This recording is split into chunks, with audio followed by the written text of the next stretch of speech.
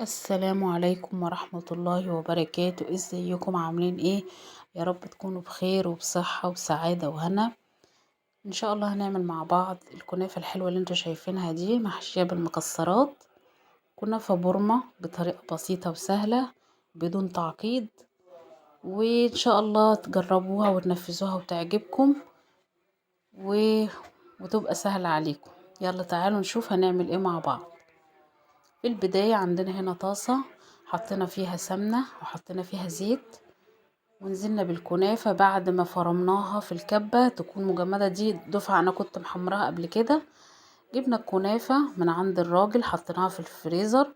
جبناها من الفريزر بعد ما اتجمدت، قطعناها بايدينا وضربناها في الكبة لحد ما نعمت، ونزلنا بيها على سمنة وزيت، وفضلنا نقلب لحد ما تتحمر خالص اللون اللي احنا يعجبنا والمناسب لينا. بس تكون ايدينا فيها على طول عشان ما تشطش من تحت. لازم يا جماعة ايدينا فيها باستمرار، ما نسيبهاش ونروح نقعد نتفرج او نتكلم في الموبايل وننساها. خلاص بنوقع على طول على طول ايدينا فيها لحد ما تتوحد وتاخد اللون الحلو ده. بعد ما تبرد خالص ننزل عليها بالعسل التقيل البارد. خلاص، اديني هنزل بيها بالعسل اهو. هفضل احط العسل لحد ما تعمل عجينة معايا. مش عايزاها تبقى مفرولة، اضغط بحيث ان انا اضغط بايدي تبقى معايا زي الكتلة كده، اخبط عليها ما تتفرفتش. خلاص، اهو هنا بقت عاملة زي الكتلة. في المحرة دي انا كنت جربتها بس تقريبا الحتة دي اتحذفت. بضغط بايدي كده وتبقى عاملة كتلة. خلاص، مش عايزينها تتفتفت مننا. نيجي بقى ناخدها كده، هي عامله زي العجينه اهي، ونفردها على كيس نايلون. ممكن في المرحله دي ورق اللي هو السوليفان ده، اللي هو الفويل قصدي، ونفرد عليه. بس لازم برضو يكون في كيس، يعني الورق الفويل وفوقيه كيس عشان يبقى سهل معانا في الفرد. وحتى كمان لما نطلعها من الفريزر بعد ما نلفها تبقى سهله معانا نفكها. اديني اهو بفردها معاكم. لازم تتكون عجينه عشان نعرف نفردها كده. بصوا، لو ما عملتش عجينة مش هنعرف نفردها بسهولة كده. خلاص، هي دي اللي بتخليها متماسكة. يعني لما نحط العسل المقدار المظبوط بيخليها متماسكة، ونقدر نتحكم فيها ونقطعها كويس وما تتفتفتش مننا.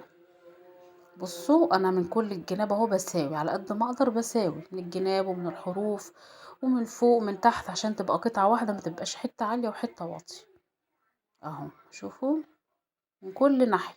احنا بالنظر كده يا جماعة ما نخليش حتة فيها اعلى من حتة او حتة فيها مش مظبوطة عن التانية، كله سوا واحد اهو زي ما انتم شايفين. شفتوا؟ ده المكسرات، هي باينه لكم هنا اكنها مش مكسرات بس هي مكسرات، بس هي مطحونة ناعم شوية. يعني هي المفروض كانت خشنة شوية عن كده.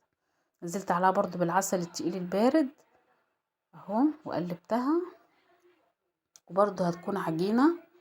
وهنزل بيها على الكنافة اهو. شايفين؟ هنساوي كده، نساويها برضو على قد قطعة الكنافة. وبالكيس اللي معانا ده وهنلف الكنافة. هي مش هتاخد مني لف كتير علشان هي قطعة صغيرة. هي لو قطعة كبيرة هتحتاج مني لف كتير، فهي يا دوبك لفة كده واحدة. واضغط، ايد بتلف وتضغط والايد التانية بتشد الكيس من تحت. اديكوا هتشوفوا معايا انا هعمل ايه عشان بس تجمد معايا ونثبت عليها. بصوا اهو، ايد بتشد من تحت الكيس وايد بتضغط على الكنافة وتبرم في الكنافة، تبرم وتشد على الكنافة، وايد بتشد الكيس من تحت اهو. شايفين؟ عشان الكنافة ما تتفتفتش. شايفين اهو؟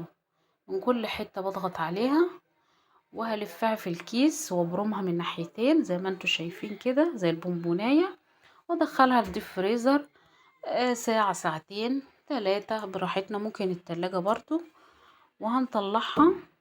ما طلعتها بعد مرور ساعتين، قلت عشان بس اقفل معاكم الفيديو تحس ان الموضوع بس بيتفتح فيه تلزيق شوية عشان كانت في الفريزر.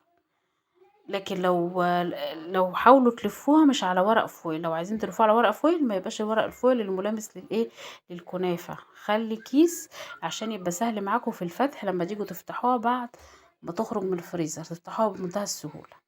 هنا بقطعها اهو زي وحدات السويس رول، ووريكم شكلها والمكسرات جميلة قوي من جوه وشكلها حلو قوي ومتماسكة ازاي.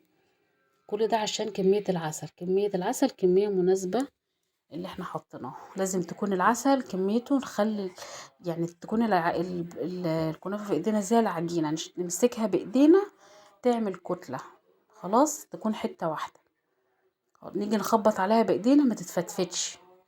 احنا عايزين المرحلة دي. بصوا كأنها كنافة بورمة اصلية. مكسرات شكلها حلو فيها ازاي، وكمان لو كمان المكسرات مجروشة كان هيبقى شكلها احسن واحسن. هي بس ناعمة شوية. ابتديت هنا احطها في الطبق زي ما انتوا شايفين. بصوا الجمال بتاعها، ما تفرقهاش حاجة عن البورمة خالص. بصوا انا كنت جايبة نص كيلو، عملت دفعة والولاد كلوها، والدفعة التانية دي كانت اقل كمان من ربع كيلو اللي قدامكم دول. شوفوا عملوا لي كام واحدة وطعمها جميل. بصوا متماسكة ازاي وانا بفتحها، المكسرات فيها شكلها حلو ازاي. وده بقى الشكل النهائي بتاعها. بصوا الجمال. اتمنى تجربوها وما تنسوش اللايك والاشتراك في القناة، والسلام عليكم.